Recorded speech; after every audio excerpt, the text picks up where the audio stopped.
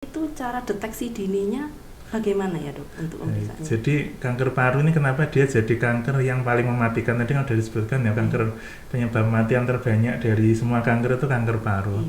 Itu adalah salah satunya karena dia ini susah mendeteksinya. Jadi ronsen pun itu nggak akan bisa mendeteksi kanker paru sampai dia minimal stadium 3. Kalau spesifiknya kanker ini karena dia penyakit kronis ya, jadinya dia kayak sakitnya nggak sembuh-sembuh gitu. Tapi kan banyak sakit lain yang menyerupai, misalnya tuberkulosis atau asma, itu juga mirip-mirip juga. Jadi untuk gejalanya biasanya yaitu batuk nggak sembuh-sembuh, kemudian sesak nafas. Kalau pada yang sudah agak parah bisa batuknya ada darahnya gitu.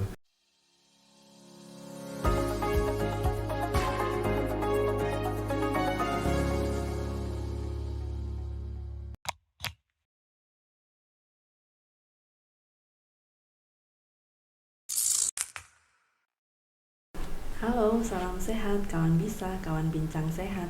Bagaimana kabarnya hari ini? Semoga sehat dan bahagia selalu ya. Berjumpa lagi dengan saya Hana yang akan menemani kawan bisa di acara podcast Bisa Sehat, bincang santai seputar kesehatan.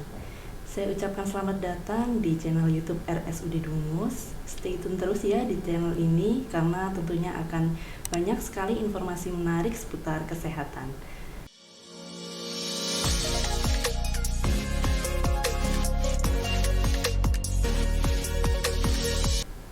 Kawan bisa, setiap tanggal 4 Februari kita memperingati Hari Kanker Sedunia yang masih mengusung tema yakni Close the Care Gap, yang artinya tutup kesenjangan perawatan atau pengobatan. Tema multi tahun ini mengisyaratkan perkembangan pengobatan kanker yang adil dan merata untuk seluruh masyarakat dunia. Sebab di beberapa negara, salah satunya di Indonesia, akses dan fasilitas pengobatan penyakit kronis ini masih sangat terbatas dan hanya dijumpai di daerah-daerah tertentu saja, yang dalam ini adalah di kota-kota besar. Ditinjau dari jenisnya, kasus kematian pada kanker paru-paru menduduki jumlah tertinggi, yakni sebesar 30.843 orang atau 13,2% dari total kematian kanker. Kemudian diikuti oleh kanker payudara dan juga kanker serviks, yaitu sejumlah 9,6% dan 9%. Nah, untuk itu kawan bisa, di podcast kali ini kita akan membahas dan mengupas tuntas mengenai kanker paru-paru bersama narasumber kita yang sudah hadir. Mari kita sapa, yakni Dr. Kowi Akbar, spesialis paru. Selamat datang, dokter. Selamat pagi, selamat datang. Bagaimana kabarnya, dok? Baik-baik, terima kasih.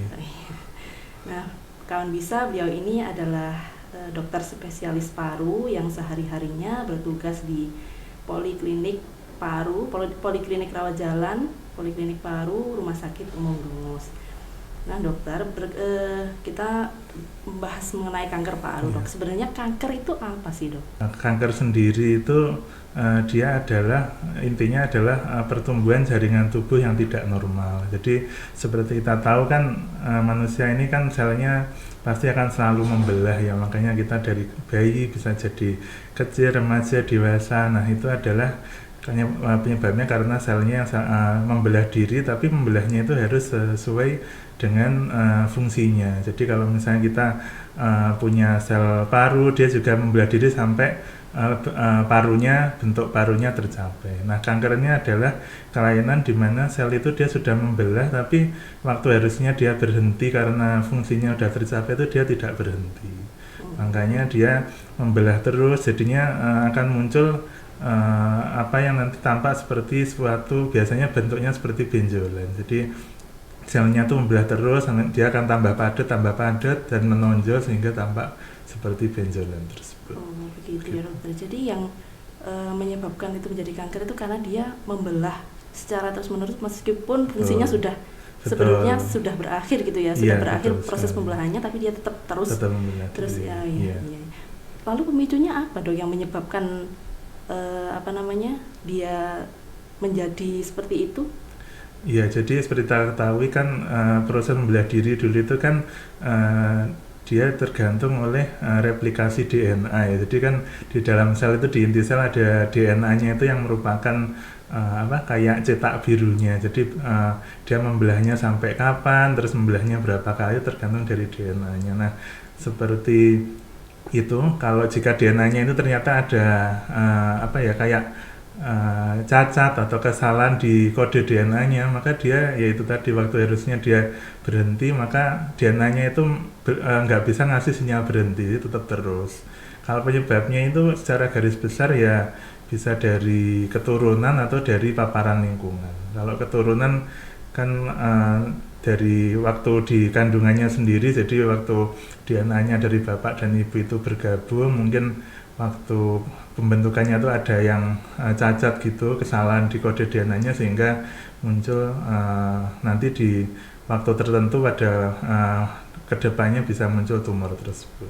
Kalau untuk paparan ini yang lebih sering, jadi kanker ini malah yang terbanyak itu sebenarnya karena paparan dari luar, jadi bukan karena genetik. Jadi kalau dalam hal ini misalnya kanker paru itu yang tersering kan paparannya ya dari asap gitu, entah asap rokok atau asap mungkin kayu bakar atau asap kebakaran dan sebagainya. Nah, itu asap yang terus menerus terhirup kita itu nanti akan mempengaruhi selnya yang ada di saluran nafas. Jadi kayak kalau misalnya kulit kita itu misalnya kayak iritasi terus gitu, biasanya kan juga merah, bengkak. Itu kalau berlangsung dalam jangka waktu lama, dia akan mempengaruhi dari itu tadi pertumbuhannya itu, seperti itu.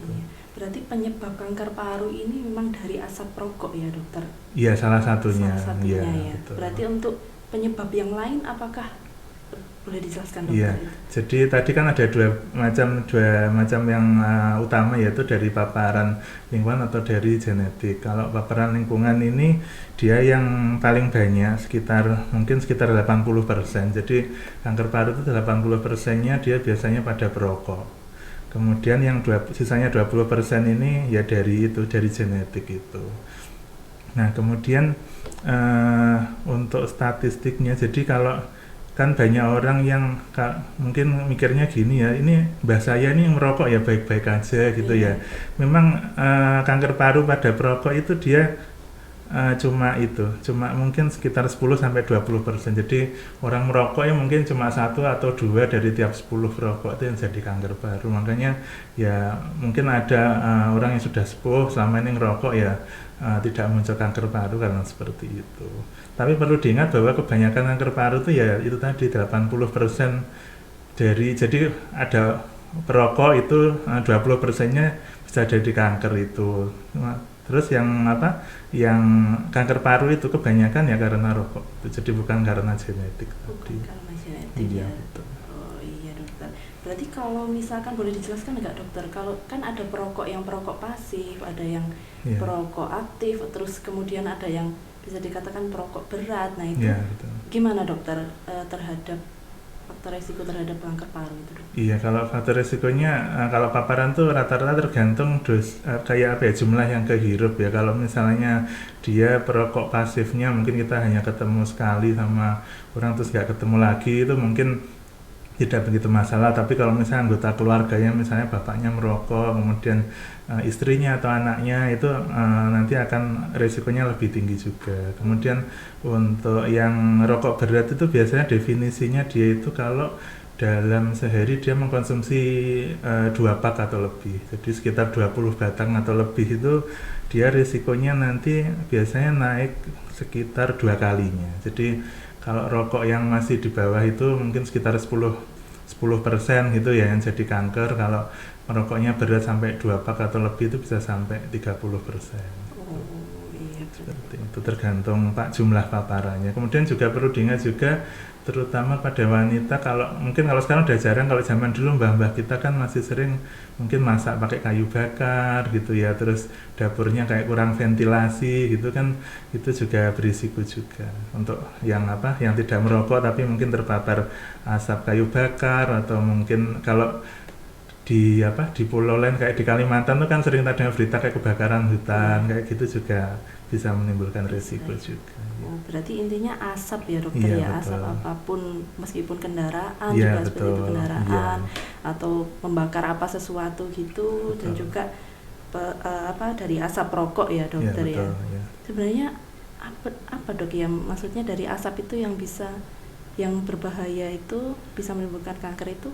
Biasanya yang karsinogenik itu kandungannya yang itu tarnya. Jadi kan rokok itu sebenarnya dia banyak komposisinya. Kalau yang nikotin tuh dia lebih problemnya ke ketergantungan. Jadi kalau kena nikotin kan kalau ngerokok susah berhentinya. Tapi untuk karsinogennya yang bikin itu tuh lebih dari itu produk pembakarannya kayak gimana ya, kayak arengnya gitu tuh loh. Jadi dia kayak kalau dia masuk ke paru-paru itu akan memicu selnya yang di salurannya itu tadi jadi bisa menjadi ganas yang timbul kanker tadi. Hai dokter, Iya. itu berarti semua asap ya dok ya diusahakan tidak Dihindari, terpapar banyak betul, iya. iya. Iya, tapi untuk perokok tadi cuma 20% ya dok yang ke arah kanker. Iya, ya? 20% dari perokok itu diperkirakan bisa menjadi kanker Iya, tersebut. tapi bukan berarti nggak berbahaya ya dok, bisa Iya, ke penyakit lain, efeknya kan paru masih lain banyak, ya. iya. Iya. Ini kan karena kita membicarakan kanker aja, Iya, jadi iya. sekitar seperti itu. Iya, kemudian kita kembali ke kanker lagi ya dok. Iya. Sebenarnya gejala yang spesifik untuk kanker paru itu ada nggak sih dok? Gejala spesifiknya kanker ini karena dia penyakit kronis ya, jadinya dia sakitnya nggak sembuh-sembuh gitu. Tapi kan banyak sakit lain yang menyerupai, misalnya tuberkulosis atau asma itu juga mirip-mirip juga. Jadi untuk gejalanya biasanya yaitu batuk nggak sembuh-sembuh, kemudian sesak nafas. Kalau pada yang sudah agak parah bisa batuknya ada darahnya gitu. Tapi untuk memastikan dia kanker enggaknya ini perlu pemeriksaan penunjangnya karena banyak penyakit paru lain yang sifatnya kronis juga. Oh iya dok. Kemudian itu cara deteksi dininya bagaimana ya dok untuk pemeriksaannya? Jadi kanker paru ini kenapa dia jadi kanker yang paling mematikan? Tadi kan sudah disebutkan ya, kanker penyebab kematian terbanyak dari semua kanker itu kanker paru. Itu adalah salah satunya karena dia ini susah mendeteksinya. Jadi ronsen pun itu nggak akan bisa mendeteksi kanker paru sampai dia minimal stadium 3. Stadium 3 baru bisa ketahuan dari ronsen dok? Dari ronsen. Jadi karena ada 4 stadium yaitu stadium 1, 2, 3, 4 itu dia kalau udah stadium 3 itu cuma kemungkinan kan kita kalau lihat gimana ya, kayak angka harapan hidup kan lihatnya namanya survival rate ya. Jadi di tahun kelima itu berapa persen sih yang masih hidup itu. Kalau misalnya di stadium 3 tadi yang baru kelihatan dari ronsen itu dia hanya sekitar seperempatnya. Jadi kankernya itu orang yang terdeteksi kanker dengan ronsen itu 5 tahun ke depan tuh mungkin yang masih bertahan hidup hanya sekitar 25%. Makanya tadi kanker paru ini dia angka kematiannya yang paling tinggi di antara semua kanker karena deteksinya susah. Nah, bagaimana kita bisa mendeteksi dia di stadium yang lebih rendah? Misalnya kalau dia terdeteksi di stadium 1 sebenarnya 90% tuh masih hidup di 5 tahun yang akan datang dari statistiknya. Nah, itu perlu meriksa namanya CT scan. CT scan betul.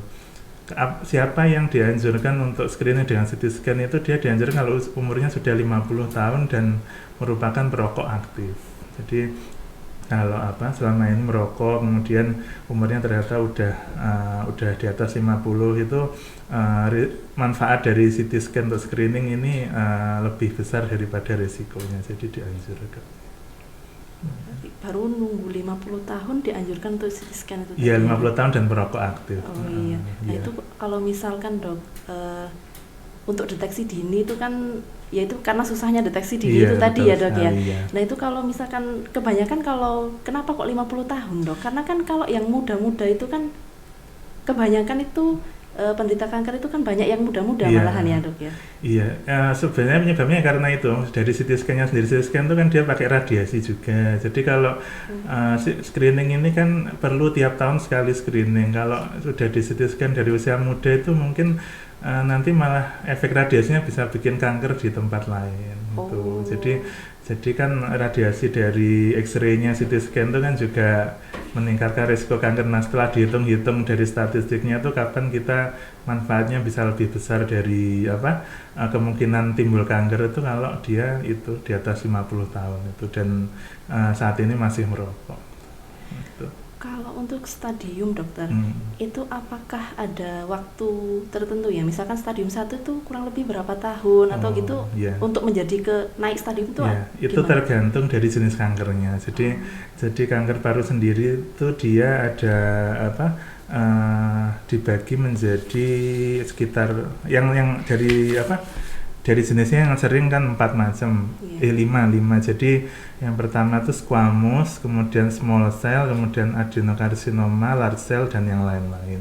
Nah ini yang paling sering, paling cepat tuh yang small cell itu. Dia small cell itu dia hitungan bulan, mungkin sebulan 2 bulan tuh bisa sampai langsung jadi stadium 4 itu tadi, yang paling cepat itu. Kemudian kalau kanker yang misalnya jenis adenokarsinoma mungkin dia bisa lebih lama, mungkin bisa perlu setahun dan sebagainya. Jadi dia sama-sama kanker paru tapi karena jenis tipe selnya beda, itu kecepatan membelah dirinya juga beda-beda seperti itu. Berarti dibedakannya berdasarkan Jenisnya tempatnya, tadi. tempat selnya itu Betul ya. ya, dari selnya tadi. Betul.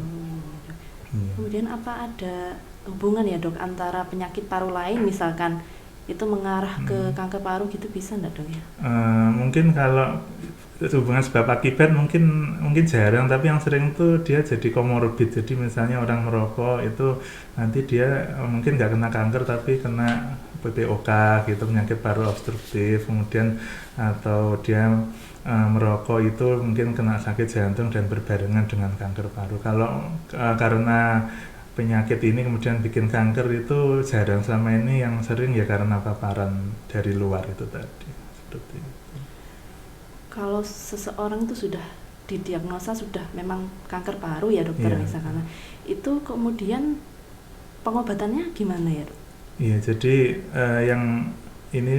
yang agak susah dari kanker paru itu juga ini karena itu pengobatannya itu, diagnosa dan pengobatannya itu selama ini memang agak rumit juga, terutama bagi warga yang mungkin dari ekonominya menengah ke bawah. Jadi karena kanker ini dia perlu CT scan, sementara kita tahu sendiri kan CT scan tuh mungkin tarifnya itu sekitar, kalau bayar sendiri sekitar 3 jutaan ya. Jadi mungkin untuk diagnosanya aja ini sudah susah, apalagi rumah sakit belum semua punya CT scan. Kemudian nanti setelah CT scan juga nanti perlu pengobatannya itu dengan biasanya antara operasi atau kemoterapi atau sinar radioterapi. Nah itu juga nggak semua rumah sakit di Indonesia ini juga tersedia.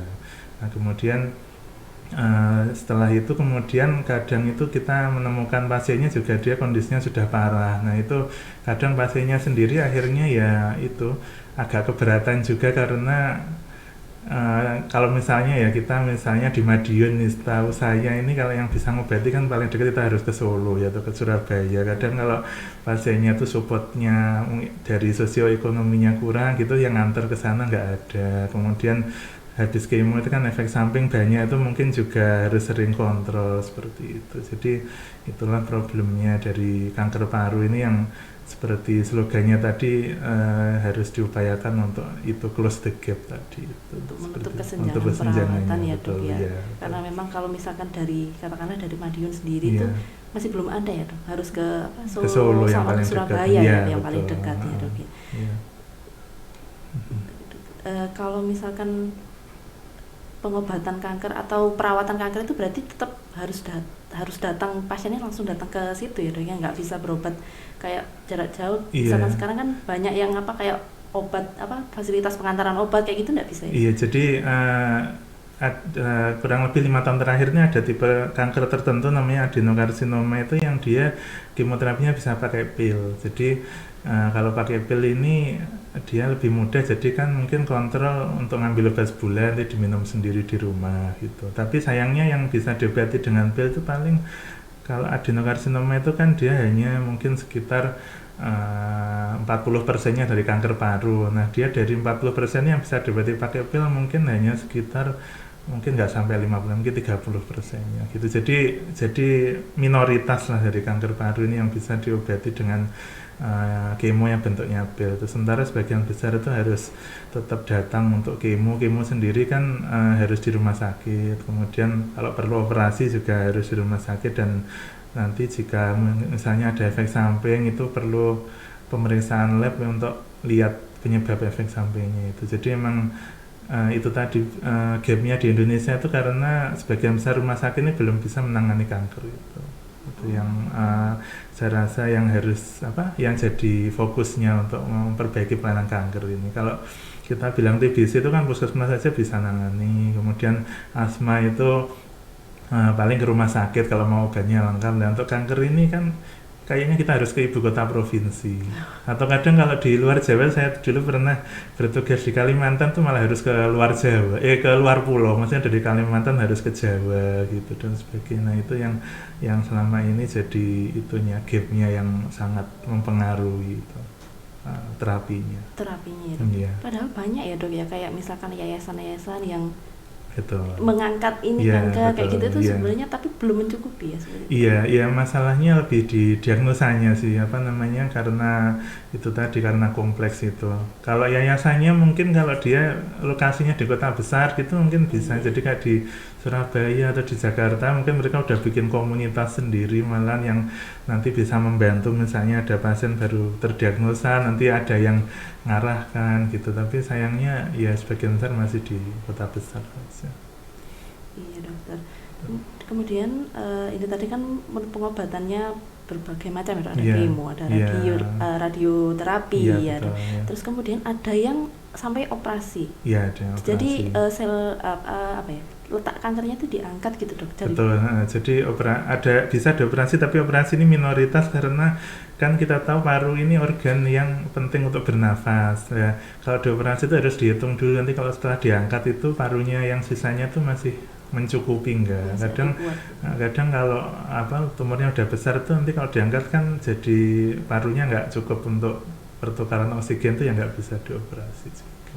Tapi untuk kalau misalkan melakukan prosedur operasi itu tadi ya dok, persentasi sembuhnya itu bisa ditentukan? Iya, kalau misalnya dia bisa memenuhi syarat operasi itu memang prognosisnya baik, maksudnya bisa keangkat semua itu prognosisnya sangat baik. Tapi tadi kan seperti kita lihat di stadiumnya tadi yang bisa dioperasi itu hanya stadium 1 dan 2 aja. 3 itu pada kasus tertentu yang dia kayak tumornya tuh ngumpul di satu tempat jadi nggak nyebar itu. Makanya itu tadi kalau biar bisa dioperasi itu juga perlu ditunjang screening yang itu tadi, screening yang ketat tadi, dan screeningnya saat ini kan masih susah juga, itu yang menjadi problemnya. Iya gitu. Nah dok, kadang itu kita di masyarakat awam itu sering muncul istilah tuh setiap orang itu punya bibit kanker, katanya seperti itu. Memang itu gimana ya dok? Iya, jadi mungkin maksudnya bibit kanker itu adalah DNA yang itu tadi, yang ada cacatnya. Tapi di tubuh kita tuh selain ada DNA yang bisa berpotensi kanker itu juga ada namanya tumor suppressor gen, tuh maksudnya dia akan mematikan dari DNA yang cacat tadi. Jadi misalnya kan sebenarnya proses pembelahan sel itu kan mirip-mirip kayak bikin barang di pabrik itu kan, mungkin ada barang yang reject atau menyortir, disortir, itu ada gennya juga yang dia akan menyortir. Kalau misalnya ada yang tidak sesuai spesifikasinya yang benar itu dia akan dihilangkan, dihapus. Jadi ya itu tadi yang bisa kita lakukan adalah menghindari paparan yang berisiko memicu kanker, sehingga nanti sel yang rusak itu tidak terlalu banyak melampaui kapasitasnya dari yang tumor suppressor tadi, jadinya nggak akan muncul kanker tadi. Baik dokter, kemudian kita sudah membahas banyak sekali tentang pengobatan dan gejala dan sebagainya. Kemudian kita sekarang bahas ke pencegahan dok, gimana biar nggak terkena kanker paru gitu dok. Iya. Dari itu tadi kan sebenarnya yang terbanyak adalah paparan asap, jadi sebisa mungkin ya kita hindari dari asap tadi, terutama yang sering ya asap rokok ya. Kalau kayak asap kebakaran atau asap kayu bakar itu sekarang kan juga udah berkurang ya, trennya kan udah pakai kompor gas gitu. Nah yang rokok ini yang kita masih problem. Kemarin kan pernah disebutkan di Indonesia ini dia perokoknya itu terbanyak kedua setelah Turki. Itu kalau dihitung semua, kalau pada yang pria aja Indonesia ini malah yang terbanyak. Jadi 52% penduduk laki-laki di Indonesia ini perokok. Nah itu yang ini efek yang selama ini jadinya bikin ini jadi insidennya terus meningkat ini, sehingga sebisa mungkin dihindari. Selain itu juga kalau dengan mengurangi rokok kan juga efek yang lain banyak juga ya, dari penyakit yang lain, kemudian dari uang rokoknya tuh bisa untuk untuk nutrisi keluarga juga. Kemarin kan habis yang hari pencegahan stunting itu kan, sebelumnya itu udah ada risetnya, jadi rokok itu pengeluaran terbesar kedua di atas kayak pengeluaran yang untuk beli yang kayak protein di keluarga gitu lah ya, susu, telur, itu malah pengeluarannya malah lebih sedikit daripada rokok itu. Dengan kita kampanye anti rokok ini digalakkan kembali ini, saya rasa bisa banyak yang bisa teratasi seperti itu. Baik, dokter. Untuk menghindari asap, berarti pencegahannya ya menghindari pencetusnya ya dok ya. Berarti untuk menghindari asap rokok itu apa bisa dok? Pakai masker itu bisa nggak ya dok? Ya paling nggak kita bisa mengurangi ya. Jadi saat ini kan juga udah banyak perda anti rokok ya, kayak tempat-tempat tertentu, misalnya fasilitas kesehatan, terus tempat ibadah atau tempat berkumpul yang umumnya dilarang merokok kan ya. Mungkin susahnya di Indonesia ya karena kulturnya juga ya, jadi kita selama ini kan masih karena banyak juga perokoknya, jadi kita mau mengingatkan juga sungkan. Akhirnya ya kita bisanya mulai dari diri sendiri aja, mungkin bisa pakai masker atau kemudian ya dihindari tempat-tempat yang banyak perokoknya seperti itu. Untuk juga ya lebih ke pola hidup juga bisa ya dokter ya, pola hidup bersih ya. Iya dokter. Yang terakhir dokter, ini pesan untuk kawan bisa. Baik, jadi untuk kita memperingati Hari Kanker ini, selain tadi juga sudah dijelaskan banyak tentang terapi dan penyebabnya, juga jangan lupa kita juga harus mensupport mungkin ada keluarga kita atau teman kita yang dapat cobaan terkena kanker. Jadi kanker sendiri ini saat ini kan memang terapinya masih susah, jadi mungkin dukungan dari lingkungan sekitar itu justru lebih efeknya lebih kerasa daripada terapi obat dan lain-lain. Kalau kan seperti kita tahu kan, orang yang di kemo itu banyak sekali efek sampingnya, kemudian kadang-kadang malah orang tuh nggak mau diobati karena takut efek sampingnya. Nah di situ peran dari orang sekitar itu, keluarga dan teman itu juga sangat mendukung sekali. Kemudian untuk diri kita sendiri, untuk biar tidak mengurangi risikonya terkena kanker ini, kita terapkan pola hidup yang bersih dan sehat. Kemudian khusus kanker paru ini ya menghindari dari paparan polusi. Tak terasa dokter, kita sudah berada di penghujung acara. Semoga yang disampaikan Dr. Kowi bisa bermanfaat bagi kawan bisa dan juga Indonesia lebih tepatnya ya. Saya ucapkan terima kasih banyak dokter sudah meluangkan waktunya untuk bisa datang ke acara podcast kali ini dan berbagi ilmu.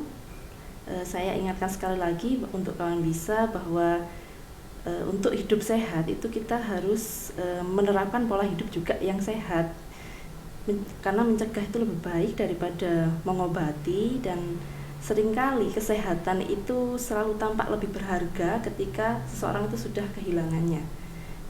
Cukup di sini perjumpaan kita. Jangan lupa selalu dukung channel YouTube RSUD Dungus dengan cara like, share, komen, dan juga subscribe untuk Indonesia yang lebih sehat. Saya Hana, mohon undur diri. Sampai jumpa di podcast selanjutnya.